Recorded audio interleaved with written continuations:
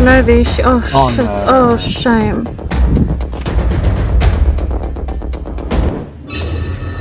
आखिर क्यों शेर बूढ़ा होने पर कर लेता है आत्महत्या?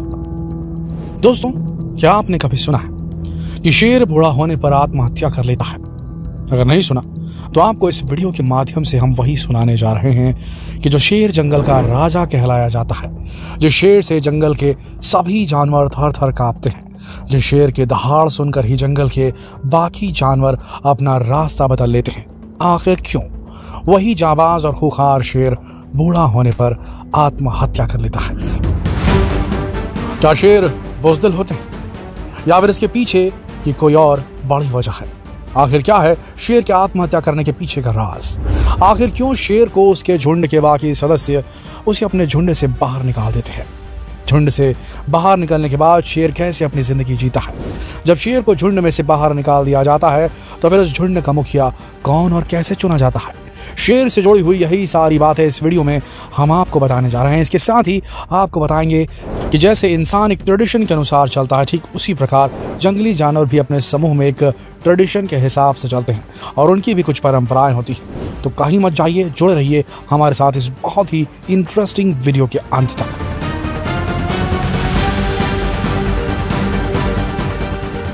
दोस्तों, हम सभी जानते हैं कि शेर को जंगल का राजा कहा जाता है, लेकिन जंगल का राजा कहलाया जाने वाला ये शेर अपने अंतिम समय में काफ़ी बुरी परिस्थिति में आ जाता है और उसके पास मरने के अलावा और कोई रास्ता नहीं बचता।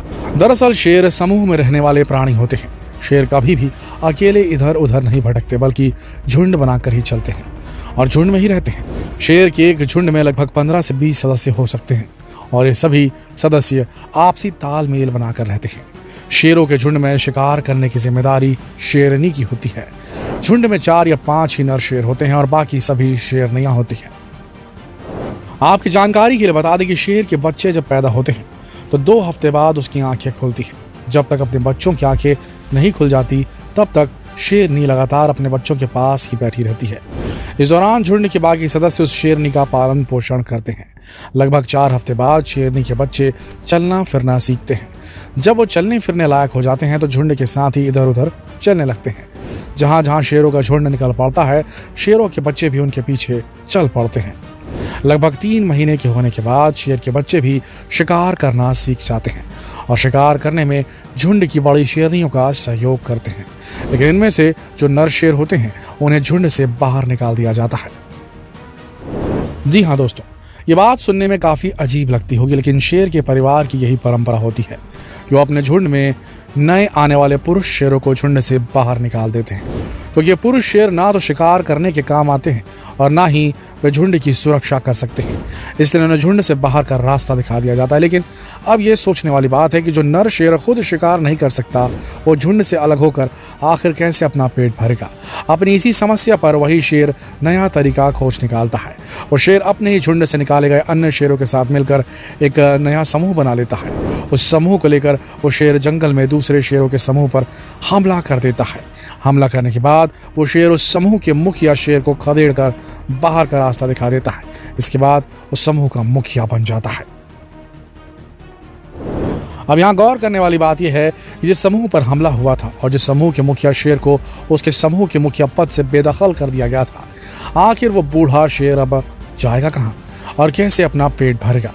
क्योंकि उसे ना तो शिकार करने की तकनीक पता होती है, ना ही वो इतना चतुर होता है।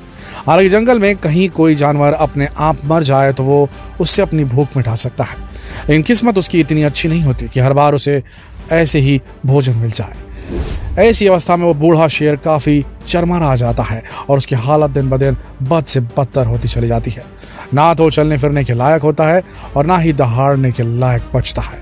और उस बूढ़े शेर की अवस्था को देखकर ही ऐसा लगता है कि मानो वो आत्महत्या कर रहा है। दोस्तों, कुछ इसी प्रकार के अजीबोगरीब ट्रेडिशन जानवरों की लगभग हर प्रजाति में पाए जाते हैं। हम सभी ने बतख तो देखे ही होंगे। बतख की गिनती पक्षियों में की जाती है और ये दिखने में भी काफ़ी सुंदर दिखाई देते हैं। आपको जानकर हैरानी होगी कि बत्तख आजीवन एक ही जीवन साथी के साथ अपनी जिंदगी बिताता है। जी हाँ दोस्तों, इसीलिए बत्तख के जोड़े को प्यार की निशानी के तौर पर भी देखा जाता है, क्योंकि बत्तख अपने जीवन साथी के साथ काफी अटूट नाता निभाता है। ऐसा हम इसलिए कह रहे हैं क्योंकि जब कभी किसी बत्तख के साथी की मौत हो जाती है तो उसका साथी बत्तख भी आत्महत्या कर लेता है, या तो वो ऊंचाई पर जाकर अपने आप को जमीन पर गिरा लेता है, या फिर चलती गाड़ियों भरे रास्ते पर आकर जान देता है। किसी न किसी प्रकार से वो अपने मरे हुए साथी के पास चला जाना चाहता है। बहुत ही रोमांटिक है और बहुत ही अजीब भी है। कुछ इसी प्रकार जंगली पांडा नाम के भालू में भी एक अजीबोगरीब रिवाज होता है। वैसे तो मादा पांडा केवल एक ही बच्चे को जन्म देती है, लेकिन कभी कभी देखा जाता है कि मादा पांडा एक साथ 2 बच्चों को जन्म दे देती है, लेकिन वो कभी दोनों बच्चों का पालन पोषण नहीं करती, बल्कि उनमें से एक बच्चे को वैसे ही मरने के लिए बेहाल छोड़ देती है और एक बच्चे को अपने सीने से लगा लेती है।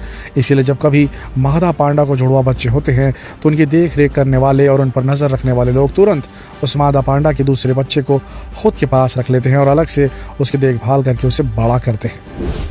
कुछ इसी प्रकार का अजीबोगरीब ट्रेडिशन पेंगुइन्स में भी देखा जाता है। दोस्तों, हम सभी ने पेंगुइन्स तो देखे ही होंगे। ये प्राणी हवा में तो उड़ते नहीं, लेकिन ये बहुत अच्छे स्विमर होते हैं। लेकिन आपको जानकर हैरानी होगी कि इनकी गिनती भी पक्षियों में की जाती है। जब ये ज़मीन पर चलते हैं तो ऐसा लगता है मानो कोई नाटा इंसान चल रहा हो। आपकी जानकारी के लिए बता दें कि जब कभी मादा पेंगुइन अंडे देती है तो अंडे में से बच्चे के बाहर आने तक उसे ज़मीन से ऊपर अपने पैरों पर ही उठाकर रखती है। इस दौरान वो कहीं भी नहीं जाती और अपने अंडे को एक पल के लिए भी अपने से अलग नहीं होने देती। लेकिन उस मादा पेंगुइन के भोजन की व्यवस्था वही नर पेंगुइन करता है जिसने उसके साथ सहवास किया था। वो नर पेंगुइन समय समय पर उस मादा पेंगुइन को भोजन ला कर देता है और जब वो थक जाता है तो अंडे की देखभाल नर पेंगुइन करता है और मादा पेंगुइन भोजन लाने के लिए जाती है। इस प्रकार बारी बारी दोनों ही पेंगुइन्स पति पत्नी अपने अंडों की देखभाल करते हैं। है कि नहीं जबरदस्त सामाजिक व्यवस्था। जानवरों में भी सामाजिक व्यवस्था होती है दोस्तों। आगे सुनिए और भी दिलचस्प चीजें। आपने गौरैया चिड़िया के बारे में तो सुना ही होगा। जब से हमारे देश में और पूरी दुनिया में मोबाइल नेटवर्क का जाल फैला है तब से ही गौरैया चिड़िया के जीवन पर काफ़ी गहरा असर पड़ा है और इनकी संख्या काफ़ी कम होती दिखाई दे रही है। आपकी जानकारी के लिए बता दें कि गौरैया चिड़िया अंडे देने के लिए एक बहुत ही सुंदर घोंसला बनाती है और उस घोंसले में ही अंडे देती है।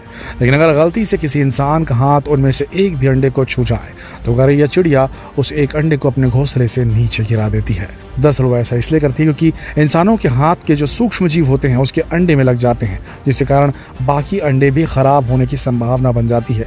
यही कारण है कि अगर गलती से इंसान का हाथ गौरैया चिड़िया के एक भी अंडे को लग जाए तो वो उस अंडे को अपने घोंसले से बाहर फेंक देती है। इतनी बुद्धिमान होती है गौरैया चिड़िया, पर आजकल देखने को कहाँ मिलती है गौरैया चिड़िया, ये भी तो बताएं आप।